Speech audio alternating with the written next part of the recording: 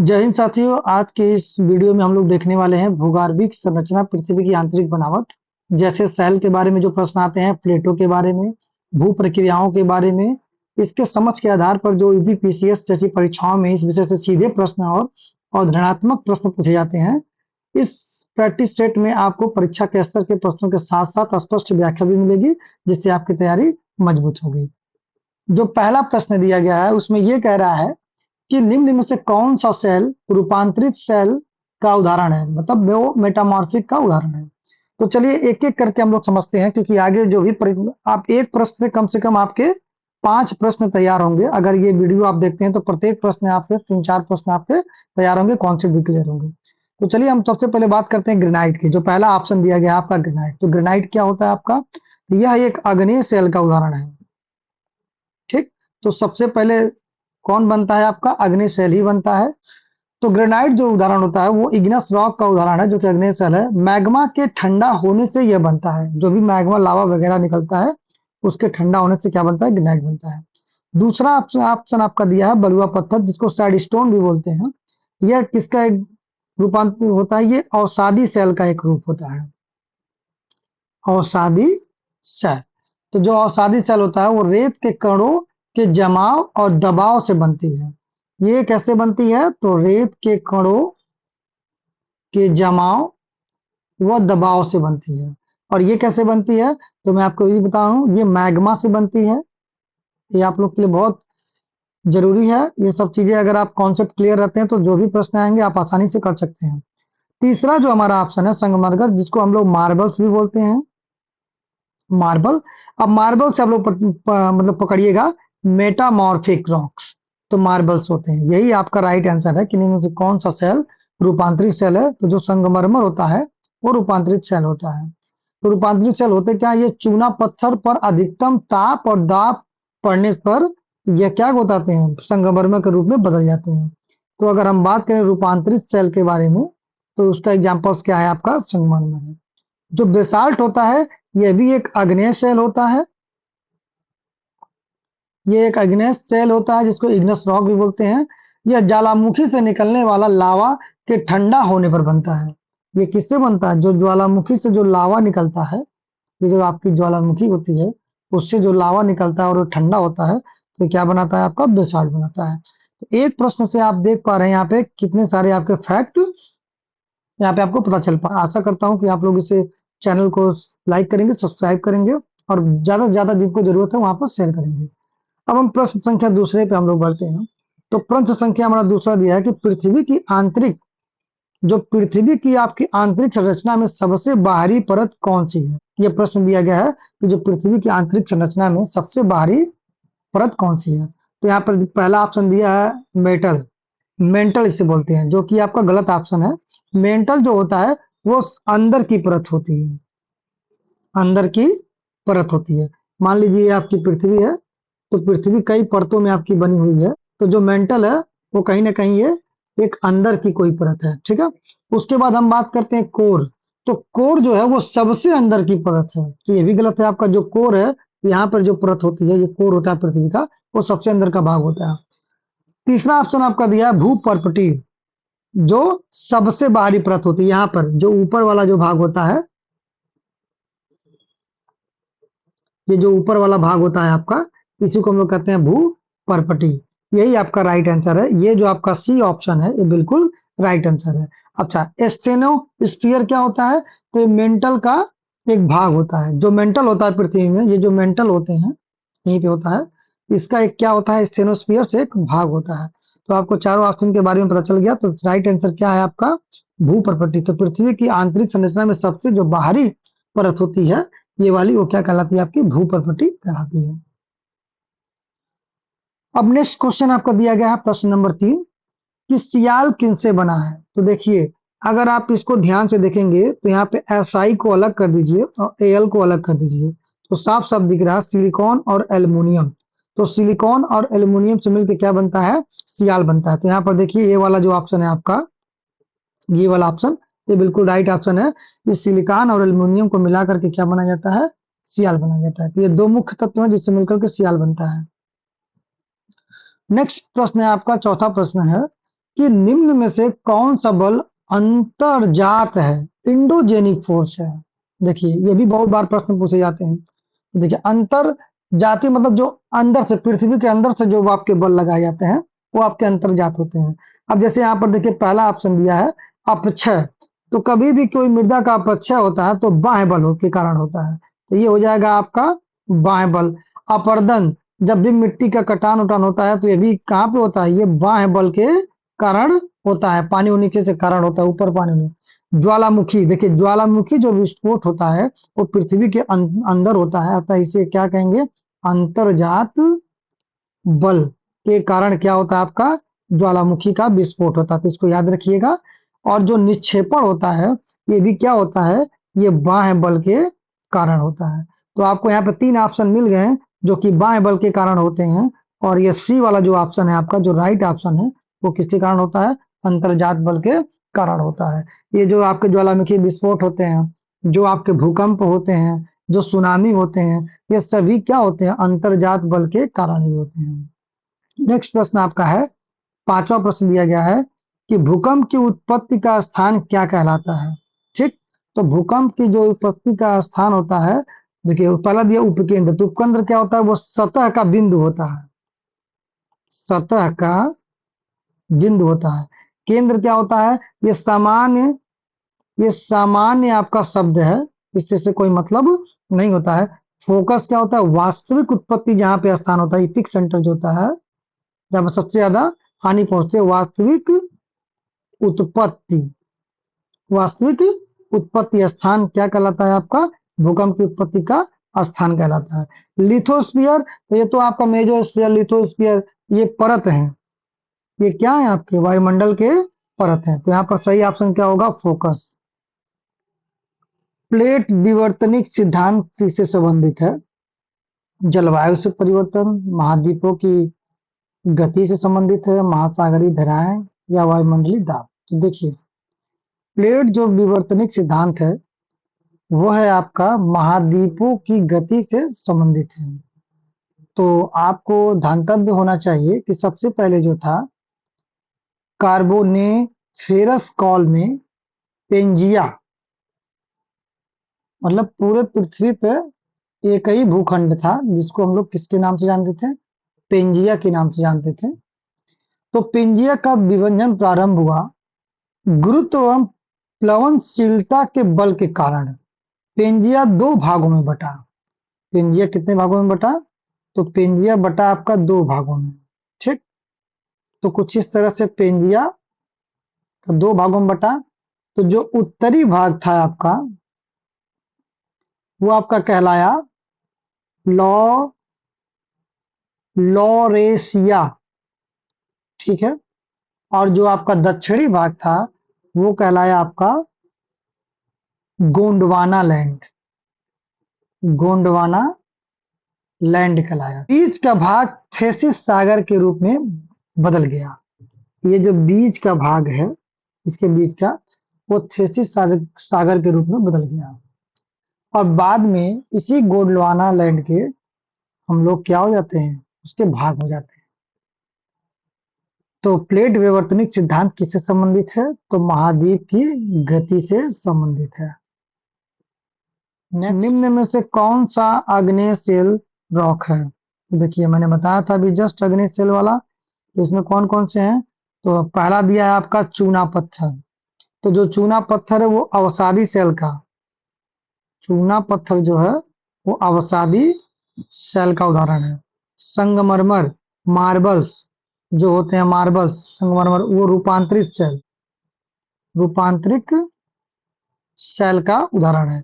जो ग्रेनाइट होता है, ये आपका राइट आंसर है, जो ग्रेनाइट होता है वो आपका आग्नेय शेल का एक एग्जांपल्स होता है। अब हम बात करेंगे नेक्स्ट, नेक्स्ट क्या, स्लेट। तो स्लेट क्या होता है, ये एक रूपांतरित शेल का उदाहरण है। तो आपको यहाँ पे पता चल गया कि जो डी ऑप्शन है आपका, सॉरी यहाँ पे जो निम्न में से आग्नेय शेल का कौन सा ऑप्शन होगा, तो ये ग्रेनाइट होगा। नेक्स्ट क्वेश्चन है आपका, पृथ्वी के कोर का मुख्य संगठन क्या है, मतलब कोर में क्या क्या मिलके बना हुआ है। पृथ्वी का जो कोर है, से मान लीजिए आपकी ये पृथ्वी है, तो पृथ्वी के अंदर जो कोर है, ये सबसे जो आंतरिक भाग है, इसमें क्या क्या चीजें मिली हुई हैं।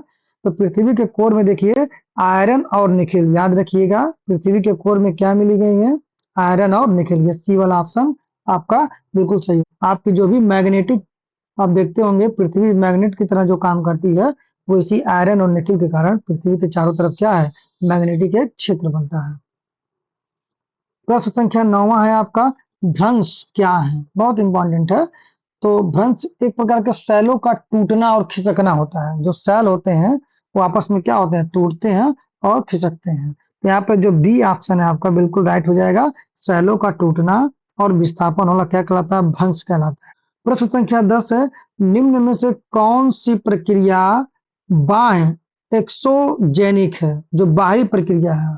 तो भूकंप ये आंतरिक प्रक्रिया है, ज्वालामुखी ये भी पृथ्वी की आंतरिक प्रक्रिया है, प्लेट विवर्तनिक जो है ये क्या है आपका, एक आंतरिक है। अपक्षय जो होता है वो क्या है आपका, एक्सोजेनिक या बाह्य प्रक्रिया कहलाती है। तो राइट आंसर क्या हो जाएगा आपका, अपक्षय हो जाएगा आपका। ठीक है, अब नेक्स्ट क्वेश्चन आपका क्वेश्चन नंबर 11 है, जो दिया गया लिथोस्फीयर किसका भाग है।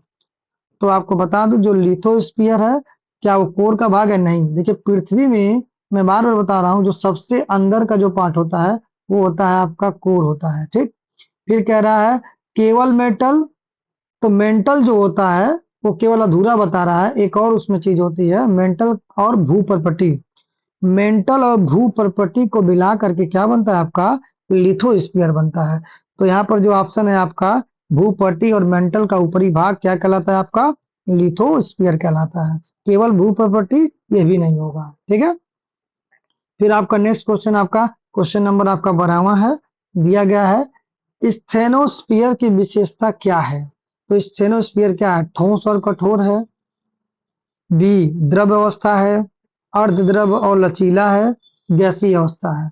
तो देखिए आप स्टेनोस्फीयर जो होता है वो अर्धद्रव्य और लचीला पदार्थ है, इसको याद रखिएगा। नेक्स्ट क्वेश्चन है आपका, पृथ्वी की सबसे मोटी परत कौन सी है। तो देखिए पृथ्वी की जो सबसे मोटी परत है वो आपकी मेंटल है।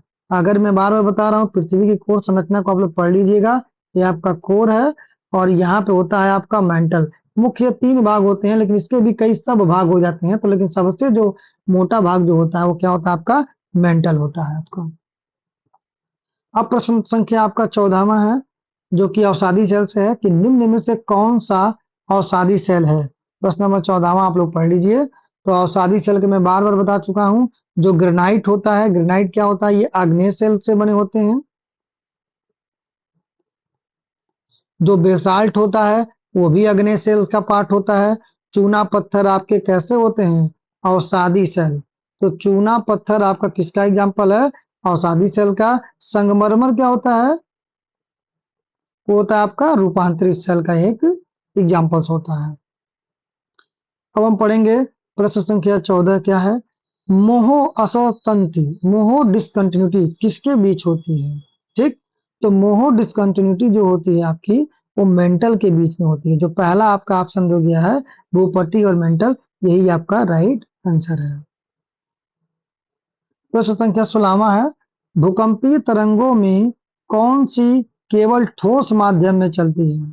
तो जो भूकंपीय तरंगे होती हैं उनमें जो होता है एस वेव जो होते हैं वो किस में चलते हैं, वो ठोस माध्यम में चलते हैं। ठीक है, याद रखिएगा। टी जो वेव होते हैं वो ठोस प्लस द्रव दोनों में चलते हैं। जो एल तरंगे होती हैं वो सतह पर चलती हैं। तो इन तीनों तरंगों के बारे में मैंने यहाँ पे एक्सप्लेन कर दिया है, तो आप इसे देख सकते हैं। क्वेश्चन नंबर 17वां है, महाद्वीपीय भूपट्टी मुख्यतः किससे बनी होती है। जो महाद्वीपीय भूपट्टी होती है वो किससे बनी होती है आपकी। तो आप इसमें देख सकते हैं सियाल, सिलिकॉन और एल्युमिनियम। सियाल, सिलिकॉन और एल्युमिनियम से महाद्वीपीय भूपट्टी मुख्यतः बनी होती है, याद रखिएगा आप लोग। जो सीमा होता है वो महासागरीय रूप से बनी होती है, और जो निकल्स होते हैं वो कोर में पाए जाते हैं, आयरन भी कहाँ पाया जाता है? कोर में पाया जाता है। और जो सीमा होता है वो कहाँ पे पाया जाता है? आपका महासागर में पाया जाता है। तो ध्यान दीजिएगा। ठीक। नेक्स्ट क्वेश्चन है आपका क्वेश्चन नंबर 18। सीमा, देखिए सीमा के बारे में फिर आ गया आपका। तो सीमा क्या है? एसआई से आपका सिलिकॉन, आईएमए हो जाएगा आपका मैग्नीशियम। तो बी ऑप्शन आपको यहाँ पे देखने को मिल जाएगा, सिलिका और मैग्नीशियम। नेक्स्ट क्वेश्चन है आपका क्वेश्चन नंबर 19। निम्न में से कौन सी अंतरजातीय प्रक्रिया नहीं है? मतलब जो अंतरजातीय प्रक्रिया के रूप नहीं आता। पर्वत का निर्माण, ये अंतरजातीय प्रक्रिया है। भूकंप भी क्या होता है? अंतरजातीय प्रक्रिया है। ज्वालामुखी का फटना भी पृथ्वी के अंदर की यह प्रक्रिया है। तो अंतर्जात का मतलब होता है जो पृथ्वी के अंदर की प्रक्रिया होती है। तो राइट आंसर क्या होगा आपका? कौन नहीं है? तो अपरदन, जो कि मिट्टियों में ऊपर में पाया जाता है। ठीक। बात करेंगे क्वेश्चन नंबर 20 की। तो क्वेश्चन नंबर 20 आपका दिया गया है, प्लेट सीमाओं के कितने प्रकार होते हैं? 2 प्रकार होते हैं, 3 प्रकार होते हैं, 4 प्रकार होते हैं कि 5 प्रकार होते हैं? देखिए, तो प्लेट सीमाओं के आपके 3 प्रकार होते हैं। एक होता है आपका अभिसारी, दूसरा निर्माण होता है आपका अपसारी, और तीसरा होता है आपका परिवर्ती। ध्यान दीजिएगा, प्लेट सीमाओं के कितने प्रकार होते हैं? तो 3 प्रकार होते हैं। चलिए, नेक्स्ट क्वेश्चन आपका है, जब 2 प्लेटें एक दूसरे से दूर जाती हैं तो उसे क्या कहते हैं? तो जब 2 प्लेटें एक दूसरे से दूर जाती हैं तो इसे कहते हैं अपसारी सीमा। क्या कहते हैं? अपसारी। और अगर एक साथ आती हैं तो क्या कहेंगे? अभिसारी सीमा कहेंगे। ठीक है। और जब दोनों एक दूसरे ऊपर सरक रही होती हैं तो उसे क्या कहेंगे? परिवर्ती सीमा कहेंगे। ध्यान दीजिएगा, प्लेटें अगर आपकी नजदीक आ रही हैं तो ये होगा आपका अभिसारी। प्लेटें अगर आपकी दूर जा रही हैं तो ये होगा आपका अपसारी। और प्लेटें एक दूसरे पर चढ़ रही हैं तो होगा परिवर्ती। ठीक। स्थिर सीमा कोई नहीं होती है इसमें। क्वेश्चन नंबर 22 है, निम्न में से कौन सा ज्वालामुखी क्षेत्र रिंग ऑफ फायर कहलाता है? तो देखिए, प्रशांत महासागर का जो क्षेत्र है वो कहलाता है आपका रिंग ऑफ फायर के रूप में जाना जाता है। क्वेश्चन नंबर 23 है आपका, रूपांतरित सेल बनने का मुख्य कारण क्या है? ठीक है। तो रूपांतरित सेल बनने का मुख्य कारण क्या होता है? वो दाब और ताप के कारण क्या होता है? वो बदलाव आ जाता है। जैसे संगमरमर, तो दाब और ताप के कारण जो बदलाव आता है वही आपका रूपांतरित सेल का मुख्य कारण कहलाता है। अब क्वेश्चन आपका 24 है, पृथ्वी का केंद्र जो कोर होता है किस अवस्था में होता है? तो देखिए, जो पृथ्वी का जो कोर होता है वह अंदर में ठोस होता है, जबकि बाहर में क्या होता है? द्रव की अवस्था में होता है। तो दोनों अवस्थाओं में पाया जाता है, मिक्स्ड रूप में पाया जाता है। आंतरिक में आपका ठोस, और बाहर में थोड़ा सा द्रव के रूप में पाया जाता है। नेक्स्ट क्वेश्चन है आपका, निम्न में से कौन सी प्रक्रिया सेल चक्र का भाग नहीं है? रॉक साइकिल नहीं है। ठीक, जो सेल चक्र नहीं बनाते हैं आपके। तो देखिए, अपक्षय बिल्कुल सेल चक्र का भाग है, अपर्दन भी सेल चक्र का भाग है, और रूपांतरण भी। प्रकाश जो संश्लेषण होता है ये पत्तियों में पाया जाता है, जो पत्तियां अपना भोजन बनाती है, उससे रॉक से कोई भी आपका संबंध नहीं है। क्वेश्चन नंबर 26 क्या है, भूकंप मापन के लिए किस यंत्र का प्रयोग होता है? तो भूकंप मापन के लिए आपका सिस्मोग्राफ का प्रयोग किया जाता है। किसका प्रयोग? सिस्मोग्राफ का। थर्मामीटर आप जानते हैं, तापमान नापने के लिए उपयोग किया जाता है। बैरोमीटर आपका दाब नापने के लिए उपयोग किया जाता है। हाइग्रोमीटर आपका हवा में कितनी आर्द्रता है या नमी है इसकी जानकारी के लिए हाइग्रोमीटर का इस्तेमाल किया जाता है। चलिए, नेक्स्ट क्वेश्चन है आपका क्वेश्चन नंबर 27, रिएक्टर स्केल का उपयोग किसके मापन में होता है? तो आप तापमान के नापने में बिल्कुल नहीं, दाब के नापने में नहीं, भूकंप की तीव्रता नापने में बिल्कुल सही है। रिएक्टर स्केल पे हम भूकंप की तीव्रता नापते हैं कि भूकंप की तीव्रता कितनी है। तो अगर 7 से अधिक होती है कोई भी तीव्रता तो बहुत विध्वंसक मानी जाती है। क्वेश्चन नंबर आपका 28 है, एपिक सेंटर क्या है? तो जो एपिक सेंटर होता है वह भूकंप का केंद्र है। पृथ्वी की सतह पर केंद्र के ठीक ऊपर का जो बिंदु होता है उसी को क्या कहते हैं, एपिक सेंटर होता है, जहां पर भूकंप बाहर निकलता है। ज्वालामुखी का मुख बिल्कुल नहीं, प्लेट सीमा बिल्कुल नहीं। तो यहाँ पर जो राइट आंसर होगा आपका, पृथ्वी की सतह पर केंद्र के ठीक ऊपर का जो बिंदु होता है उसी को क्या कहते हैं, एपिक सेंटर कहते हैं। अब क्वेश्चन नंबर 29 है, निम्न में से कौन सी धीमी अंतर्जात प्रक्रिया है, बहुत स्लो आपकी अंतर्जात प्रक्रिया है। तो देखिए धीमी अंतर्जात जो होता है, भूकंप ये तो बहुत तेजी से आता, तुरंत आएगा, ज्वालामुखी तुरंत फूट जाएगा, सुनामी तुरंत आ जाएगा। जो पर्वत का निर्माण होता है वो आपका क्या होता है, धीमी अंतर्जात प्रक्रिया होती है। जैसे यहाँ पर जो मोड़दार पर्वत हमारा हिमालय है उसी का एक एग्जाम्पल है। क्वेश्चन नंबर 30 क्या है, निम्न में से कौन सा उदाहरण वलन का है, मतलब फोल्ड। ठीक, तो जो क्वेश्चन नंबर 3 का ऑप्शन है, आप जानते हैं कि वलयदार के रूप में हिमालय पर्वत को जाना जाता है। ठीक, तो जो फोल्ड माउंटेन्स है वो हिमालय के रूप में जाना जाता है, एक एग्जाम्पल के रूप में जाना जाता है। क्वेश्चन नंबर 31 जो है, ग्रैबेन किससे संबंधित है। तो जो ग्रैबेन है वो भ्रंश घाटियों से संबंधित है। क्वेश्चन नंबर आपका फिर 32 है, निम्न में से कौन सा बाह्य बल नहीं है, जो बाह्य बल नहीं होता। जल ये बाह्य बल है, पृथ्वी के ऊपर होता है, वायु भी पृथ्वी के ऊपर होता है और हिमनद भी पृथ्वी के ऊपर होते हैं। जो भूकंप की घटना होती है वो बाह्य बल के कारण नहीं होती है, वो अंतर्जात के कारण होती है। एक आपका डी ऑप्शन बिल्कुल राइट आंसर हो जाएगा। फिर क्वेश्चन है, भूपर्पटी की औसत मोटाई कितनी होती है। तो जो भूपर्पटी की औसत मोटाई होती है वो 30 से 50 किलोमीटर की होती है, जो ऊपरी भाग होता है हमारा। निम्न में से कौन सी प्लेट भारत से संबंधित है।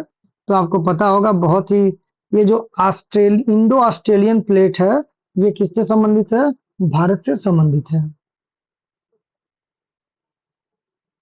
सुनामी का मुख्य कारण क्या है। सुनामी का जो मुख्य कारण है, जब समुद्र में कभी भूकंप आता है तो किसका रूप लेता है, सुनामी का रूप लेता है। कभी कभी ज्वालामुखी फटने से भी सुनामी आ सकती है। क्वेश्चन नंबर 37 है, निम्न में से कौन सी परत द्रव अवस्था में होती है। आंतरिक कोर, बाह्य कोर, भूपर्पटी, लिथोस्फीयर। तो देखिए जो भूपर्पटी होती है एकदम ऊपर होती है, जो कि ठोस अवस्था में होती है। इसी से सटे होता है आपका लिथोस्फीयर, वो भी किसमें होता है, आपका ठोस अवस्था में होता है। आंतरिक कोर सबसे जो अंदर कोर होता है आयरन, वो भी किसमें होता है, आपका ठोस अवस्था में होता है। तो जो बाह्य कोर होते हैं, जो आंतरिक कोर के जस्ट ऊपर वाला जो कोर होता है वही क्या होता है, आपका द्रव अवस्था में होता है। क्वेश्चन नंबर 37 है आपका, भूकंपीय छाया क्षेत्र किस तरंग के कारण बनता है। अभी मैंने जस्ट बताया था कि ये जो तरंगे हैं कौन कौन सी है, तो पी वेव से थोड़ा थोड़ा, ठीक है, और यस वेव जो होता है वो मुख्य कारण होता है। यहाँ पे क्या पूछा है आपका, मुख्य कारण। तो मुख्य कारण कौन सा होता है आपका, यस तरंगे होती हैं। अब नेक्स्ट है आपका, जियो सिंक्लाइन सिद्धांत किससे संबंधित है। तो जियो सिंक्लाइन सिद्धांत जो होता है वो पर्वत निर्माण से संबंधित है। तो आपका जो बी ऑप्शन है वो आपका राइट आंसर हो जाएगा। क्वेश्चन नंबर 39 है आपका, निम्न में से कौन सी सबसे कठोर परत है। तो जो सबसे ऊपर की परत आपकी लिथोस्फीयर, ये सबसे कठोर परत पाई जाती है। क्वेश्चन नंबर 40वां आपका, निम्न में से कौन सा उदाहरण ज्वालामुखीय शैल का है। संगमरमर का बनना, चूना पत्थर का बनना, बेसाल्ट का बनना, स्लेट का बनना। तो जो आपका बेसाल्ट जो बनते हैं वो कैसे बनते हैं, किसके कारण, ज्वालामुखीय शैल के कारण बनते हैं। ये जो लावा होता है नीचे आकर के ठंडा होता है तो क्या बना लेता है, बेसाल्ट बना लेता है। तो आशा करते हैं आपको ये सीरीज बहुत पसंद आई होगी। अगर ऐसे ही सीरीज आप चाहते हैं तो मैं इसके बाद जो चैप्टर लाने वाला हूँ भूगोल से, वह है आपका अफवाह तंत्र के बारे में लाने वाला हूँ। और उसी प्रकार उसमें भी आपके, जैसे मैंने यहाँ पे व्याख्या किया है 40 प्रश्न का, उसी प्रकार से वहां भी व्याख्या मैं करूंगा, जिससे आपको एक ही प्रश्न में 3-4 प्रश्नों का अनुभव आसानी से हो जाए। और बार बार आप अगर एक बार इसे देख लेंगे तो फिर किसी और वीडियो को देखने की जरूरत नहीं पढ़ेंगे। आशा करते हैं कि ये आपके जो भी मैंने व्याख्या किया है आपको ये पसंद आया होगा। अगर पसंद आया है तो आप इसे लाइक कर दीजिए एक बार, सब्सक्राइब कर दीजिए और कमेंट में हमें आप अपना सुझाव भी दे सकते हैं कि हम और कितना बेहतर इसको कर पाएँ। आशा करते हैं कि आपका दिन शुभ होगा। जय हिंद, जय भारत।